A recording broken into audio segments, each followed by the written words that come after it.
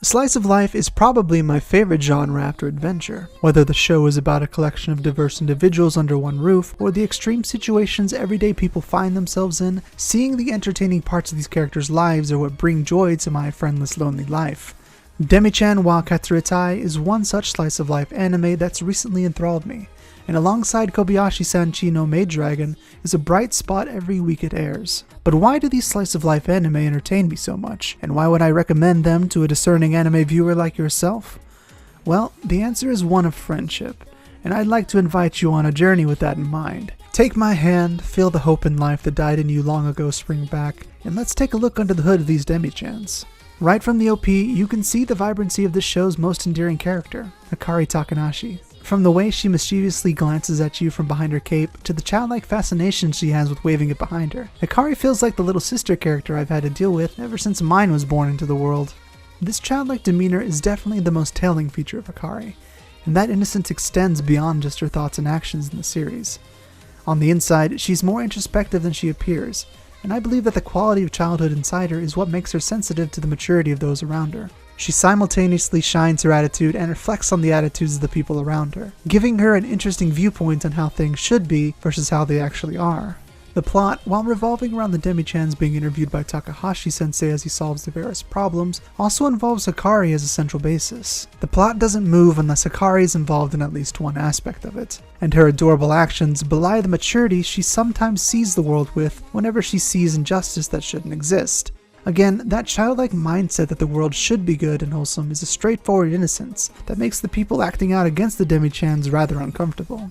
That sense of justice being served is a key point toward the enjoyment of this anime, and while some might find the lack of real conflict in the form of racism a missed opportunity, these characters are still in high school, and the overall message of the show is one of inclusivity and positivity.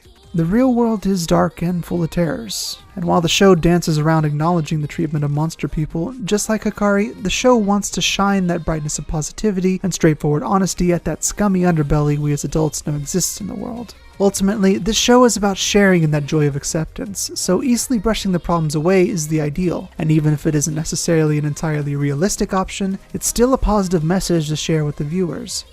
Takahashi-sensei, the vessel by which we experience the story through his interactions and interviews with the girls, is also the vessel through which Hikari affects change on her surroundings, though she does occasionally do so without Takahashi-sensei's help. And that's a perfectly reasonable way to react to life, especially since it's a message that's been repeated in school since I was young. If something's wrong, tell a teacher. This can be further used in the real world as a lesson people tend to forget. If something is wrong, tell someone, whether it be something you feel like depression or how you're being treated by other people. Our society works in a hierarchy, and there's almost always someone above you in seniority that can affect change. In the case of your job, it'd be your manager or boss. In the case of your country, it's your leaders.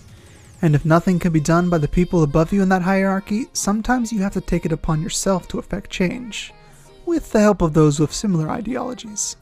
Life may be complicated in many aspects, but there are simplicities that people don't or won't see. That's not to say it's easy, but just as with Hikari standing up to the two girls bullying Yuki, the things that are worth doing will sometimes be difficult. This anime is about striving for that ideal, helping others, and being a light in the darkness of the real world. Soapbox aside, the fact this anime can be looked at in a way to induce an ideal is down to the characterization the series tends to nail, at least in my opinion. Each of the characters introduced in the series are full of insecurities alongside their positives, which makes the suspension of disbelief in accepting the premise much easier to follow through with. Hikari, Machi, Yuki, Takahashi-sensei, and Sato-sensei all realistically interact with one another, though there is a sense of impropriety that can understandably crop up when looking at how Takahashi-sensei is treating his students. Still, the warmth and deadpan questioning that Takahashi-sensei portrays in the interviews feels genuine, because he makes mistakes to satisfy his intellectual curiosity. He sometimes goes a bit over the line because his scientific brain overrides the propriety that would normally keep him from asking a high school student about sex or other more private matters. But he genuinely tries to help them with all their issues, and even when confronted about his sole stewardship over their problems, decides that he should take a step back and acknowledge that maybe having them rely purely on him isn't the best idea in the world, even if that idea wasn't entirely accurate in the end. Machi's schoolgirl crush on her teacher, along with her more academic mind and interest in Takahashi-sensei's college friend, makes her more than just your typical character. She studies hard, but can be a bit of a ditz at times by letting her emotions overcome her reason, which is an amusing counterpoint to Takahashi-sensei's opposite problem. The unique way with how she interacts with her head being separated from her body as a Dullahan is also a fun feature, but one that in no way defines her entirely as a person, as her classmates come to realize later. Her unique situation can also lead to both fun and touching moments, such as the point where she trusts Takahashi-sensei enough to hold her head underwater in order to let her see a sight she's never seen before. Yuki's isolation and misunderstandings, thanks to tales of her special trait, is given just as much import as her propensity towards puns and dirty literature. She becomes more confident after Takahashi-sensei helps her with her concerns, and even forms friendships with the bullies Hikari helped her with earlier. Not only that, but she also has a connection with Sato-sensei over a certain group of books they both enjoy that doesn't involve Takahashi-sensei in the slightest. In fact, I would say that Yuki is the most independent of the three, mostly due to her newfound confidence, which I would say is actually her defining characteristic. It changes her almost entirely as a person, and was one of the only reasons she had difficulty making friends in the beginning of the series, though her concerns were entirely understandable. Sato-sensei's very realistic aversion of physical contact thanks to her traits is also mirrored in Yuki's own isolation, though Sato-sensei's issues are a little more pressing than the traits of a Stowe woman. And in the interest of grounding the anime further in this reality, an agency of the police force checks in on her to make sure her succubus nature isn't being used to garner unfair advantages or to harm others. That Sato-sensei has formed a sort of father-daughter relationship with the officer who looks after her is also a heartwarming idea to consider, since it gives the impression that the police can be family too, and that there's nothing wrong with relying on them as you would anybody else. Even her infatuation with Takahashi-sensei is adorable, right down to the squeals and overly enthusiastic reactions that most people would only do when no one else is around.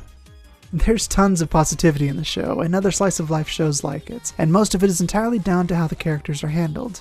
In Demi-chan and wa Katsurutai, the creators nail the requisite characterization to make a good slice-of-life anime, at least in my opinion. Though there are weaknesses to the show and not everybody will enjoy the setup and knockdown of how the narrative flows rather breezily through, I was thoroughly satisfied with my time experiencing the joys and friendships of these unique characters.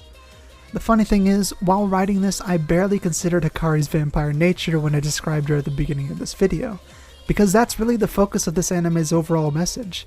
Despite our differences, big or small, all people can come together to form relationships of any kind. All it takes is a bit of understanding and self-examination to see why your ideology might harm someone else, or how it can be used to help others. Whatever your opinions of the show, I hope you enjoyed this look into why I found the anime so enthralling week to week. If you're interested in sharing your own thoughts about the anime, and even telling me how obviously wrong I am in so many respects, let me know down in the comments. Discussion and reconciliation are the pillars of the world I want to create, so I don't mind talking with you about anything you want, even if it doesn't relate to the anime. And remember, enjoy the way you watch anime, because as long as you're having fun, that's all that really matters. See you next time.